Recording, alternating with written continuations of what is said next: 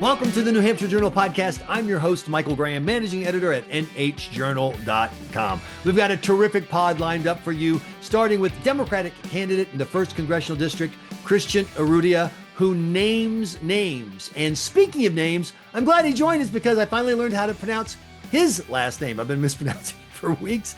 And the same with my friend, Alicia Preston Xanthopoulos, the notorious APX. I've been mispronouncing her first name. So I learned a lot on this podcast, and I hope you will too. Thank you so much, by the way, for the many of you who participated in the Valentine's Day giveaway. Lucky winners of those Fiddlehead cigars from Dunbarton Tobacco right here in New Hampshire, and the gift certificates that Tom Boucher was kind enough to provide us over at the Copper Door. Thank you so much for becoming members. We're going to find more and more ways to thank and reward you for being members of New Hampshire Journal by sponsoring the newsletter, whether it's $4.99 a month or you do the $50 annual membership. Either way, thank you. It really counts. We also have a very special sponsor for this edition of the New Hampshire Journal podcast. It's called Witness to War. It's a brand new book by one of our Inside Sources authors, J. Mark Powell. You may read our Holy Cow histories that you see. We has a brand new book from Stackpole Books. And I think you're going to love it. I did. And full disclosure here, I've known Powell for years. We're very good friends. So the story of the book is simple. He's a lifelong Civil War buff. He's written a Civil War novel. He's a historian. And he's been collecting letters from the Civil War, the actual letters themselves, for years. And he noticed a couple years ago that he had a letter from almost every major Civil War battle. And so what he did is he went out on the market, because obviously you can buy historical documents and antiquities, whatever. And he bought letters for the battles he didn't have. And then he put together this book by letting the people who were in the battles, who wrote these letters back home to places like New Hampshire. There are several New Hampshire letters in this book. They tell the story of, here's what happened to me when Fort Sumter was fired on. Here's what happened to me in Vicksburg. It's the first person account from hundreds of people who wrote these letters live from on the ground, most of them soldiers, some of them family members, so you have lovers, friends. It's an amazing way to read the story of the Civil War. And like I said, it features letters from members of New Hampshire units who played key roles in battles, including Gettysburg. This book is so easy to get. It is on Amazon.com. It's called Witness to War by J. Mark Powell. And it's a great book, and we're delighted to have Stackpole Books and Witness to War sponsor this edition of the New Hampshire Journal podcast. And it is a real delight to welcome 1st Congressional District Democratic primary candidate Cristian Urrutia to the New Hampshire Journal podcast. Welcome. Great to see you again. Hey, Michael, it's great to be here with you. I really appreciate you having me on the show. So I hate saying nice things about and to politicians. You know that about me. I got to say okay. that your speech at your announcement, although it was a bit windy out there on the river, I would have done different venue. It was windy. Your speech was really interesting and solid. It was really well put together for a first-time candidate. Could you just kind of recap what your message was to primary voters when you announced your speech? Look, like any first-time candidate, you got to introduce yourself first and tell your story. But at the core of my speech, and frankly, it's been a theme throughout this whole campaign, the basic proposition that I think Washington has failed so many people in this country. And to me, this moment means meeting the moment. And meeting the moment, like Democrats so often will revert to, okay, the Trump administration, we don't like this, we want to stand up to them. And look, I believe that. Like, don't get me wrong. But then we have some enduring problems. Right. Washington's failures. And how do we actually tackle them with clarity and persuasiveness? And these are challenges that Republicans and Democrats feel alike, candidly. Healthcare, housing, childcare, wages and costs, and the list can go on and on and on. And that was certainly a theme during that announcement speech. It's been a theme throughout my campaign. And I think the voters of New Hampshire, independently minded in so many ways, whether the largest voting bloc's obviously independents, Democrats have an independent streak, even some Republicans have an independent streak, right? The idea is that I think everyone in their bones feels that there's something really wrong in Washington and that we really need reformers to go to Washington and make some changes. What's funny is most of what you just said, Donald Trump could have said that in 2015 and it would have been on message, different solutions, but same premise. I want to talk about how your biography fits on this. And it's funny, I was talking to him the other day and told him you're going to be doing the podcast. I'm like, what does that guy do? And I said, well, he's a military lawyer. Wait, no, is he a military? No, he works for B and B. What? Christian, what the heck do you do? I don't know. Sure. Sure. Well, why don't I go through my like a little bit of my professional history Sure. here, right? So look, I'm a lawyer. I know I say that with pride, but I'm also disdainful of Ouch. lawyers. But no, look, I'm a lawyer. I started off my career at the Hillsborough County Attorney's Office, my first year of real practice as a law clerk there. Eventually, I transitioned to more private practice. I did international law, international arbitration, and I had a very robust human rights practice. After doing that for almost a decade, I left and joined the military. I went to boot camp. Just to give you a sense of how much of a fish out of water I was, I had never shot a gun. I was Wow. 35 years old. I was older than anyone in my class and older than my drill sergeants Right. at boot camp. Eventually, I was able to get a slot at OCS, Officer Candidate School, became an officer, and then I opted to become a judge advocate. So Right. a lawyer now, and the role I have in the National Guard here in New Hampshire is trial defense services. So I'm like the public defender for our soldiers when they have a serious allegation of some kind against them. And then on top of that, served in the last administration. I was special counsel at the Pentagon. I was appointed there by President Biden. And in addition, I'm actually just ramping down my duties. I've worked at Airbnb for the past few years, running their anti-discrimination, human rights, and privacy practice. Tell me about the work in the military that you did. Like what kind of service members did you have to deal with? What were their problems and what was your role? Yeah. So it can be a lot of different issues. So you have a number of very specific responsibilities for soldiers as soldiers. So, for example, extramarital affairs are still not allowed under the Uniform Code of Military Justice, and you get a number of different disciplinary measures. It can be you get a sternly worded letter from a general officer, so a general. It can also be, yeah, we're going to kick you out of the military. Right. What should you get kicked out? And what should be your characterization of Right. service? And so you have specific questions, then you have questions that Mhm. involve people that have, allegedly engaged in really serious acts of violence, and they have civil proceedings in the civilian system, I mean, Right. criminal proceedings, and then they have military proceedings that are kind of running concurrently. I would handle that military side. Right. And look, I come from the basic premise. I think everyone in this country, when they're facing serious allegations, deserves a defense. And certainly our soldiers do, and they deserve a really good defense. Of You should course. always have someone in your corner to fight for you. And tell me about your family. Where did your parents grow up? Where did you grow up? Yeah, so look, I'm a first generation American. I say that with a lot of pride, to be really candid. I'm the first of my family born in the US. Right. And to me, like that just embodies so much of the American dream. And, I talk a lot about on the campaign trail about growing up. I tell this one joke, we moved to New Hampshire when I was about 4 years old. I was Right. born in Miami. Like any good Latino family, you got to start in California, Texas, and Florida. My parents chose Florida. So Good we move up choice. here. We, single-handedly tripled the Latino population of New Hampshire in the 80s. We grew up in Hudson. I live now in Moultonborough with my wife. She owns a small business and our Australian Shepherd dog, Winston. I think they were both there at the announcement, so you probably saw the Yes, puppy dog. absolutely. So yeah. That's great. And so, growing up in New Hampshire, if someone asked you, what do people live in New Hampshire? What do they want? Like, what do they want from their government? How do they want their life to? What's the stuff they care about? Yeah, so look, I think one is they want folks that have some courage. I think about even Democrats on the campaign trail will ask, where are the John McCains Mhm. of the world, right? I think it's people that want someone that's going to tell them the truth, that's going to be really blunt and direct, isn't going to dance around the issues, and is going to do exactly what they tell them they're going to do. Like that, like to me, is the perennially the thing that New Hampshire voters care about the most. And I think New Hampshire voters really understand there's just something really wrong in our politics right now. Right. Things aren't clicking. It's so often Right. what's happening is just nibbling and fighting at the edges and not really working on like how do we actually solve some of these enduring problems. Certainly when you talk to people, look, I got to be frank, I'm talking to a lot of Democratic crowds, okay? Sure. So one is the Trump administration and the abuses that Right. we're seeing there.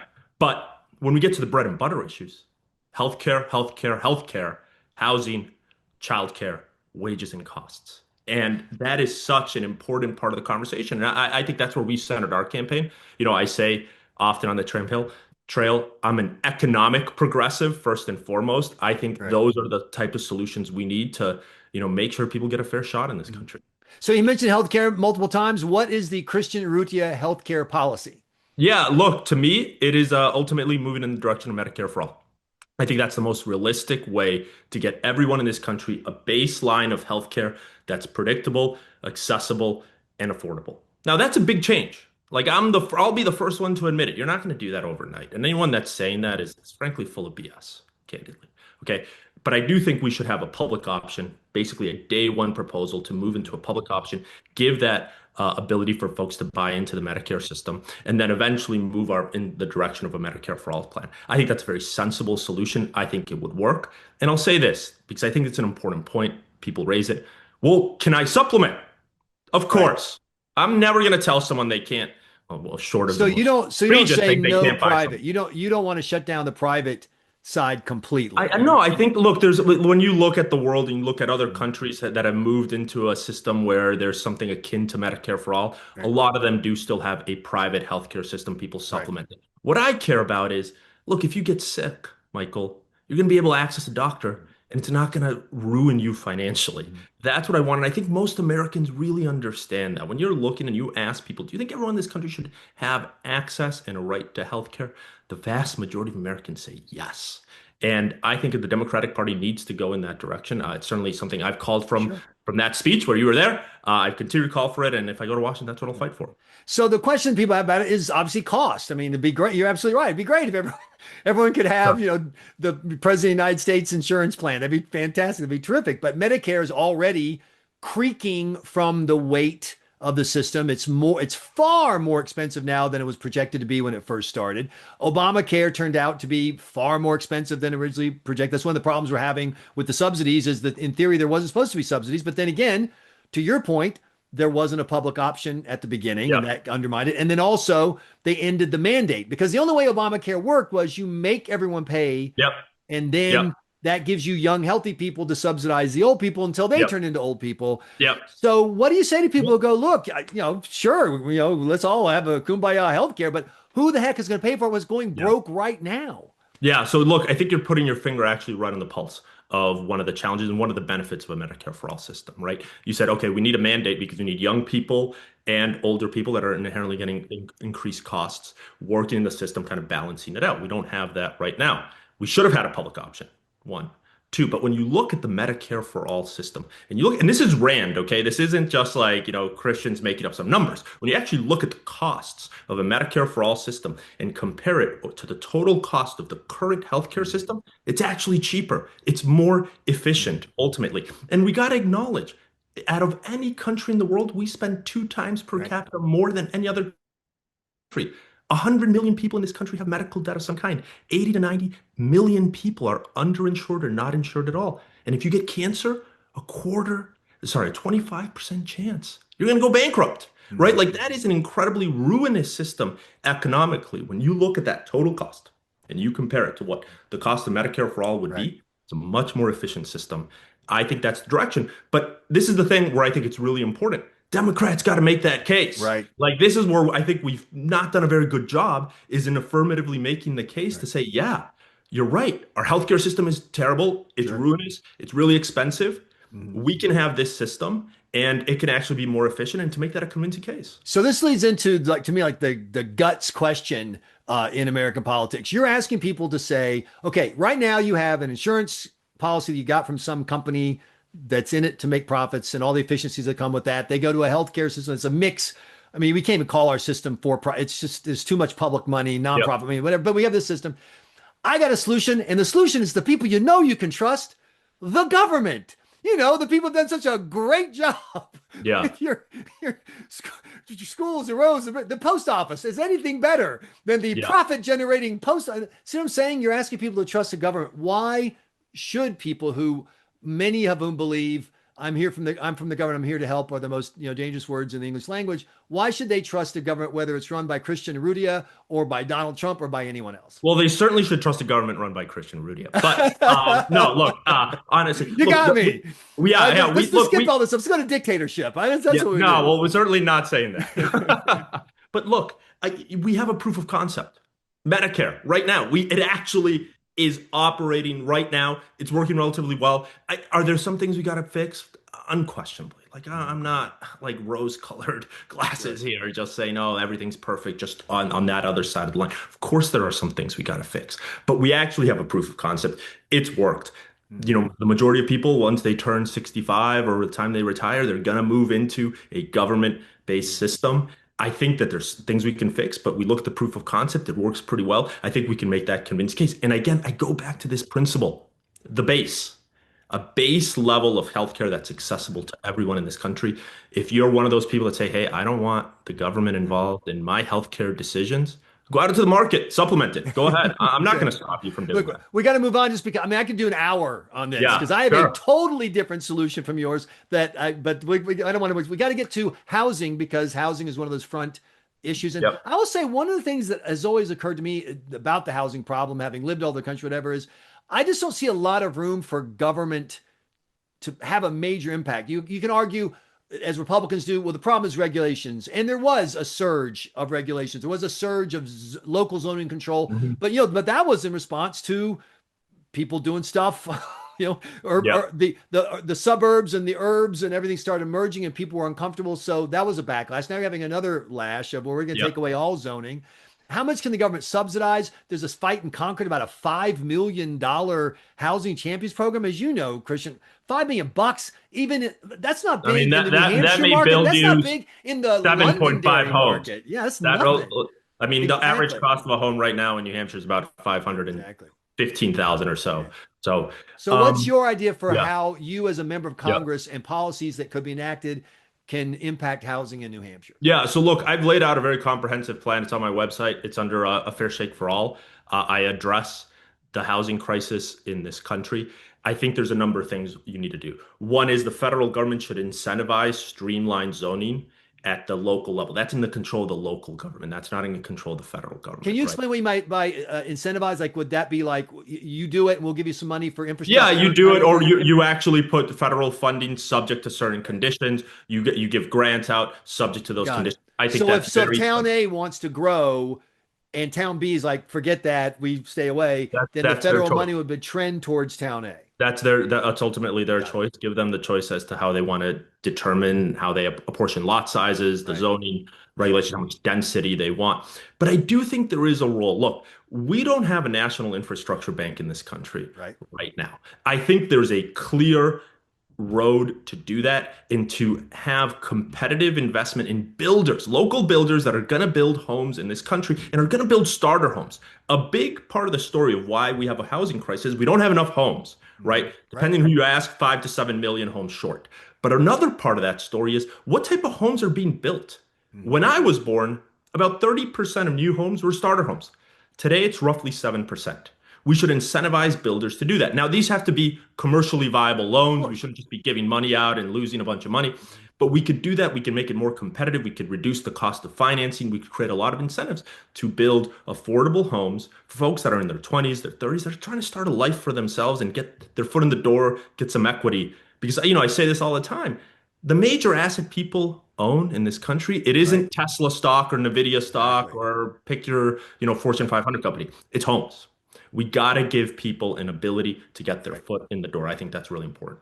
So, do you care who's investing in buying homes? Are you with the Democrats who Yes, say I that do. Blackrock and other companies should I not be do. allowed I to buy look, any more homes? I don't think that private equity should come and buy single family homes, especially when we have such a shortage of that being available, that housing stock being available to folks So, in our so community. explain it to me why it matters. Like to me, it's like if whether it's Walmart buying the house and building, or whether it's Wally and Susie buying the house and building it. A house is being bought, a house is being built, a house is being renovated, it's being put on the market. I mean, it's not like BlackRock is living in all these houses. Yeah, They're sure. doing something. They like money. I like money. They want to Yeah, make sure. money. So if they're buying up property and then renting it out or whatever, however they're commercializing it, Yeah. why do I care? Well, I think there's an inherent competitive advantage that goes to BlackRock. Mhm. Look, they have a bunch of liquid cash Sure. available, right? You're a seller, Michael. You say, "Hey, I like money."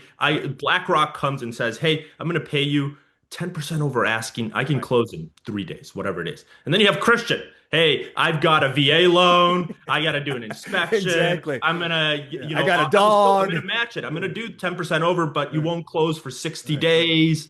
Right. Come on, who Okay. are you gonna But go with? but what Right. happens to the house, whoever buys it, what happens to the house? Isn't it still a It house goes into on the the market rental housing market. somebody? Yeah, it would go into the rental market, but I come back to this notion of having equity in your community and in your homes. And that's why I think it's is really an important part of this story. I'd also say, look, concentration of assets in the hands of a certain few leads to less competitiveness, leads to less competitive rental rates, leads to Right. more of ability. And look, there's right now lawsuits in North Carolina from the Attorney General's office about price fixing in the rental markets. It increases, I should say, the risks around that. But I really care about, I want to give people a pathway to get some equity, to get some skin in the game, to make Right. some money for themselves for the long run, have a nest egg, be able to retire with safety and Sure. security. So once again, could do an hour on this. Yeah, I want sure. people to know. So obviously, we just had a vote in Congress about the SAVE Act, which would mandate that you have to prove you're a citizen when you register, and you have to show ID when you vote. Polls show that both those ideas, according to Gallup, are like 80% plus. The current member of Congress from the first congressional district, Congressman Pappas, has voted against it every time it's come up. Representative Goodlander has done the same since she's been in. If Cristian Urrutia were in Congress yesterday, would you have voted for or against the SAVE Act and why? I'm going to be frank. I would have voted against it, Well, Michael. why? And I'll tell you this. I have deep concerns that those type of provisions are going to actually be used to make it that much harder for people to exercise the franchise in this country. In the abstract, someone can look at that and say, that sounds perfectly reasonable. Right. But in practice, what we know is it makes it harder for people to exercise their constitutional right to vote. Mm-hmm. That's what my concern is. And we know that there's plenty of people, whether it be people that are on the older side of the spectrum, on the lower side of the economic spectrum, that don't have those papers. And the more barriers we put for people to vote, Right. the harder it is for people to vote. Look, people are busy in their lives in so many ways. There's so many things that are going on. But it finally gets to one question. What is the harm we're actually trying to address? Right. Presumably, the people that put forward the SAVE Act and that supported on Congress are saying voter fraud. Right. We don't really see that. Like, quite Mm-hmm. frankly, we certainly, let's talk about New Hampshire. We don't really see it in any serious way. No one has come and said, hey, Christian, I think this election has been moved because of voter Right. fraud in New Hampshire. We need to actually deal with this with seriousness. It just hasn't happened. The only person that has talked about it is Donald Trump trying to protect his bruised ego from the 2020 election. So I just don't think it's something we need in this country right now. And so the counter argument is voting is so precious, so important to democracy. It is not unreasonable to say it should be at least as hard to vote as it is to get a book from the library. And so if you have to show your your ID, I don't think to I get a had to prove library my card, citizenship last time but I you went have to the to prove library, where Mike. you have to prove where you live. And also, I will also say one of the annoying things about the current mess is there are a bunch of people who are here who are immigrants, fine folks, who are registered to vote because some activist group registered them as part of their let's maximize voter registration in a partisan manner. They're not trying to break the law. They don't realize that, hey, someone gave me a voter registration. So once again, does it for people who think that voting and citizenship are are important, this seems like a relatively low bar. What would you say to those people who say basically your approach undermines the value of citizenship and that a little bit of work to be a good American citizen is not a bad thing? I mean, my approach is consistent with what we've done since the founding of this country. Mm-hmm. Okay, to be really frank. And look, there's no one that I'm hard pressed to find someone that cares more about the value of citizenship in this country than me. I saw both my parents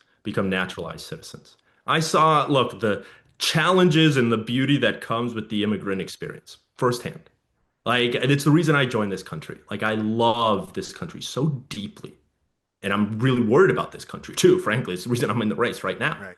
But like I understand the concerns people raise. I don't want to brush them off either. I am deeply concerned about this trend to making it harder to exercise the franchise Right. and the harm that that can cause. That is the worry, and I just haven't seen the evidence to say, hey, the medicine is is better than the disease. That they're trying to cure. So once again, another half hour. Gonna do it Yeah. because we got to wrap up, and I really appreciate your time. So Yeah. we're the political junkie news site, NHjournal.com. We are shameless. We are the sports page of New Hampshire politics. Sure. I wear a jersey, but I love a good game. Yep. So here are the questions I get about Cristian Urrutia. One is, You've got a Shaheen in the New Hampshire Democratic primary, therefore it's already over because Yeah.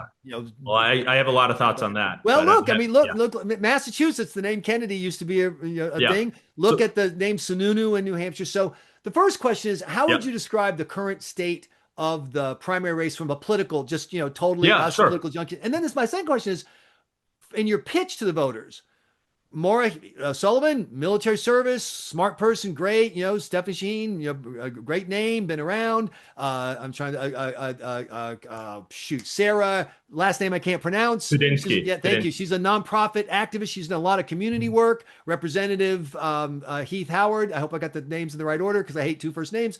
Serves in the state house. In other words, you got a bunch of fine candidates. Why Cristian Urrutia? So, but start yeah, with the political side first. yeah, sure. So let me just go over in the kind of the order of the questions you gave. Sure. One, the leading candidate in this race is undecided Oh, okay. by far, by far. Everyone knows the Shaheen name. I'm 41 years old. I'm going to turn 42 soon.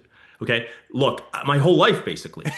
Shaheen, Shaheen, Shaheen. Right, Everyone exactly. knows it. And what I look at the polls, I see people are saying, okay, yeah, I know that name. And some people are just going to say, I know that name, therefore, boop, that's it. But the vast majority of people are saying, I want something different. Who is it? What is it? And to me, my pitch to the voters is you got to vote for someone that you think is going to actually fight for you. And when you look at my history, whether it's on literally taking down war criminals, whether it's actually saying, hey, you know what, in my mid 30s, I'm going to join the army, I'm going to serve my country, I'm going to go to this underfunded position as a public defender because I care about this and I want to fight for service members to get a fair shake when they have serious allegations against them. I'm going to go serve at the Pentagon and take on really tough issues, whether it be Guantanamo or our adherence to international humanitarian law or Afghanistan or Ukraine and actually just serve my country. I think people will see that. And then finally, it's also who articulates a bold message. Let me tell you something. There are candidates in this race that don't even have an issues page. Figure that one out for me, Michael. Who is like, well, I don't even understand that. So which Like, candidates are those? I don't know. yeah, look, sure. I'll be blunt. Stephanie Shaheen literally doesn't have an issues page. Look, if I was Stephanie Sheen, I wouldn't either. You don't want it. You want people voting for the But family, and everyone loves Senator Sheen, but and everything's good. that Why that would you won't want meet to the raise moment. That won't meet the issues? moment. But that won't meet Oh, the come moment. on. Weren't you impressed when she boldly said that when it came to the issue of biological males and girls sports, that it should be decided on a case by case basis? What's more bold than refusing to take a position other than case by case? That seems pretty Yeah. bold to me, man. So and look, this is the thing. I think that type of campaigning is the cautious, Correct. safe Mhm. campaigning, and they're going to make the decisions they're going to make. Right. I'm convinced that there are enough voters in New Hampshire that are saying, I want something different. I want something bold. I want someone to fight for me. And when they hear my message and they see what I've done with my life and the way I would go out to Washington, they'll be attracted to that and they'll vote for So, me. but the concern is like, will they see you? Like you're obviously polling now, like you point out, is pretty meaningless. It's just name ID, Mhm. whatever. But it's going to take money to reach Yeah, this well, district, etc. look, yeah, we outraised Senator Shaheen's daughter, Stephanie Shaheen, in the third quarter. Mhm. We have the most donors, the most donations. We are a small dollar. Look, are they out raising me? They are. But no one would look at my numbers and say, oh my gosh, that Right, guy's just not raising any money. We're raising the competitive amount of money. We have a game plan. We're exactly where we wanted to be right now right. to get to where we want to be in August. And this is what I'll say. There's nothing I hate more when candidates say, I'm going to win. Well, you don't really. That's ridiculous. Okay. But I'll tell you this, as long as we execute in the roadmap that we Right. have, we'll be in the hunt unquestionably. And I'm convinced that when voters stack up those options you gave, Right. more voters will go to me than will go to the other So, candidates. what is an applause line that you get, or a "you go get them" Christian line that you get that you think would surprise people either on the other side of the aisle, the Republican side, or who just don't Yeah. follow politics? Because obviously they're going to know when you say "I hate Trump," Yeah. yeah, and when you Yeah. say Yeah. Sure. affordability, yeah. But is there an issue that's kind of surprised you as you've campaigned? Gone, Yeah. wow, So, yeah, I ask, it's a little different, but well, I'm going to answer okay, with a little bit of a different answer. But, sure, I go through and I talk about my history and I've covered a bunch of it. And I say to people, I ask myself this question a lot. If my parents were starting out today in this America, or if I was, would I get a fair shake? Then I ask them, I want you to think the same about yourself, your loved ones, your kids. Would they get a fair shake? And I think we all, the vast majority in our bones, feel that there's something deeply, deeply wrong. And that's not one where people hoot and holler and start applauding. But you can tell in that room, right there, in their gut, just about everyone feels there's something really, really wrong. And it's going to be different for some. Someone's going to be about healthcare. Someone's going to be about housing. Someone's going to be worries about Trump, worries about the Constitution, Right. the rule of law. But I suspect if I went to a room of independents and even to a room of Republicans, and I asked that same question in that same way, a lot of people would feel the same way and say, I feel like things are really wrong in our country right now. And I'm telling you, I think that whoever can articulate a message that one understands that and says, hey, this is how we get out of this mess, those are the type of candidates that people are going to be attracted to. Cristian Urrutia, where can people, Urrutia, pardon me, I've been saying Urrutia for too long. Cristian Urrutia, where can people find information about your campaign? Sure. www.urrutiafornh.com. Let me spell it because it's hard to spell. URRUTIAFORNH.com. Yeah, the double R's are there. Also, we'll have a link in the show notes, whatever you call it, on the podcast. And of course, we cover you at nhjournal.com. Really appreciate your time for the campaign trail. Thanks so much for joining us. Fantastic. Thank you for having me, Michael.